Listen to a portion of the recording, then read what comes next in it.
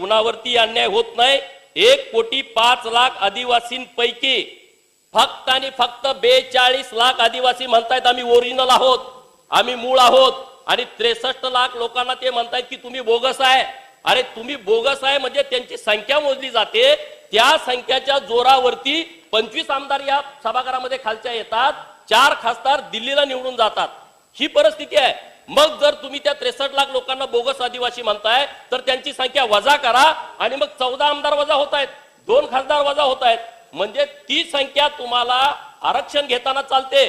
त्या लोकसंख्येच्या जीवावरती तुम्ही राजकारणातलं, शिक्षणातलं, नोकरीतलं आरक्षण घेता आणि जेव्हा त्यांना द्यायची वेळ येते तर तेव्हा त्यांना तुम्ही काहीच देत नाहीत। माननीय मुख्यमंत्री महोदयांच्याकडे माझी विनंती आहे की तुम्ही तात्काळ सूचना द्या की या महाराष्ट्रातल्या आदिवासी डिपार्टमेंट कडून आतापर्यंत किती एसटीचे दाखले निर्गमित केलेले आहेत हे जात पडताळणी समितीकडून घ्या, म्हणजे आकडा तुमच्या समोर येईल।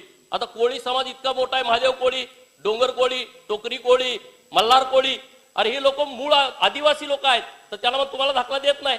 1 वर्ष झालं या सभागृहामध्ये आपली लक्षवेधी झाली, अजून आपली सभापती महोदय त्या विषयावरती बैठकच झाली नाही। आज लोक आम्हाला बाहेर गेल्यानंतर विचारतात काय झालं त्या विषयाचं, तर सभापती महोदय या आरक्षणाचे जेवढे विषय आहेत ते विषय व्यवस्थितपणे मार्गी लागले पाहिजे।